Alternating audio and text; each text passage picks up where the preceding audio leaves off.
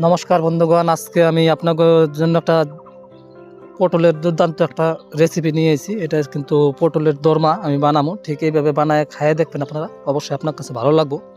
তো এটা বানানোর জন্য প্রথমে আমি কি দিতেছি সঙ্গে থাকেন। ঠিক পটলগুলা আমি যে কাইটে নিতেছি সেম এরকম করে কাইটে নেবেন। এটা কিন্তু একটু ধৈর্য সহকারে রান্নাটা করতে লাগবে, খুবই টেস্ট হয় এটা খাইতে।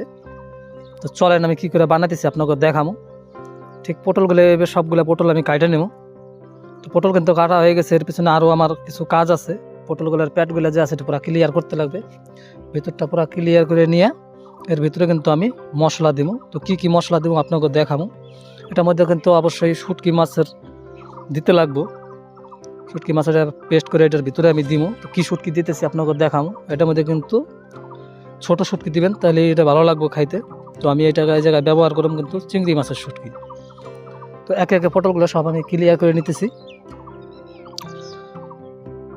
তো সম্পূর্ণ পটল কিন্তু আমার ক্লিয়ার হয়ে গেছে। এবার আমি চিংড়ির যে শুটকি আছে ওইটা আমি শিলনোড়ার মধ্যে একদম পুরাপুরি কিন্তু বাটন না, এটা একটু পুরাপুরি জানি না মেশে এরকম করে একটা ডলা দিয়ে এটা আমি ছাড়িয়ে দেবো। তো এটা অবশ্যই আপনাকে কিন্তু কড়াইয়ের মধ্যে ভাজে নিতে লাগবো। তো কড়াই আমি কিন্তু বসাই দিছি, এর মধ্যে দিয়ে দিলাম তেলটা একটু সামান্য পরিমাণে দিতে লাগবো। তেলটা এটার মধ্যে বারবার দিতে লাগবো, যার জন্য আমি প্রথম চান্সে তেলটা একটু কম দিলাম। তো আপনাকে আমি দেখাইতেছি যে কয়বার আমি তেল দিতেছি এটার মধ্যে। তো অবশ্যই ট্রাই করবেন, অবশ্যই ভালো লাগবে আপনার কাছে। তো শুটকি মাছ আর পেঁয়াজ যেটা বাটা ছিল, পেঁয়াজ আদা, এটা কিন্তু আমি একসাথে ভাইজে নিতেছি। তো সঙ্গে থাকেন আপনারা। দিয়ে দিছি পরিমাণ মতো এটার মধ্যে লবণ, দিয়ে দেবো কিছুটা এটার মধ্যে হলুদ দিয়ে এই মশলাটা আমি আগে রেডি করে নিই। রান্নাটা কিন্তু একটু ধৈর্য সহকারে রান্না করলে খুবই টেস্ট হয় এটা খাইতে। এটা কিন্তু অনুষ্ঠান বাড়িতেও রান্না করতে পারেন আপনারা। অনুষ্ঠান বাড়িতে শুটকি মাছ না দিয়ে অন্য কিছু ব্যবহার করতে পারেন। এখানে অন্য কিছু বলতে এটা পোস্ত দিয়ে সর্ষে দিয়েও করতে পারেন, অসুবিধা নাই।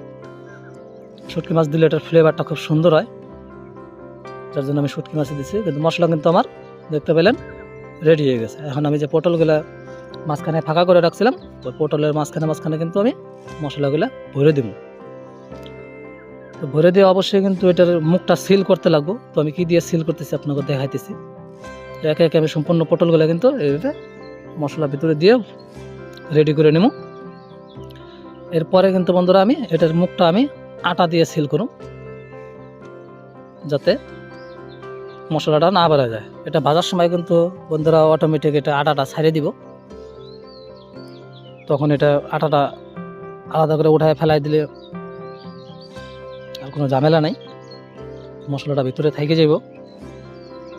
তো সম্পূর্ণ কিন্তু আমার এটা মশলা ঢোকানো রেডি হয়ে গেছে। এবার আমি আবার কড়াই বসাই দিছি, আবার দিয়ে দেবো এটার মধ্যে তেলটা দিয়ে বন্ধুরা পটলটা কিন্তু এটাতে অল্প ভাইজে নিতে লাগবে। তো আমি পটলটা 40% মতো ভাইজে নিতেছি। সঙ্গে থাকেন আপনারা, দেখাবো আপনাকে স্টেপ বাই স্টেপ এর কিসের পরে কি দিতেছি আমি। পটলটা ভাইজে নিলে যে একটা জলটা আছে, জলটা এটা শুকায় যাবে। তারপরে এটা মশলার মধ্যে আমি ছাড়বো। তো দেখতে পাচ্ছেন সুন্দর কিন্তু আমার এটা ভাজা হইতেছে। আমি পটলের পরিমাণ খুব কম নিছি, আপনারা চাইলে পরে আরও বেশিও নিতে পারেন। এর মধ্যে আরেকবার আমি হলুদ দিয়ে দিলাম। দেখতে পাইতেছেন আটা কিন্তু আমার মুখ থেকে অটোমেটিক ছুটে আসতেছে। এগুলো গ্লাসটা ভাবে আমি পরে ফেলাই দেবো, কেননা খাওয়ার সময় আটা মুখে পড়লে পরে এটা ভালো লাগবে না খাইতে। তার জন্য আটাটা কিন্তু আমি ফেলাই দিয়ে নিছি। তো এবার যে এখানে আছে 2-1 কোয়া রসুন আছে, আর আছে লঙ্কা, এটা দিয়ে আমি মশলাটা পুরোপুরি কষাই নিলাম। দিয়ে দিলাম হালকা পরিমাণে আর একটু লবণ। মশলাটা পুরোপুরি রেডি হয়ে গেলে এর মধ্যে দিয়ে দেবো আমি জল। সঙ্গে থাকেন আপনারা। জিনিসটা রেডি করতে যা সময় লাগবে, রান্না করতে কিন্তু খুব একটা সময় লাগে না। এটা খাইতেও কিন্তু এটা খুব টেস্ট হয়।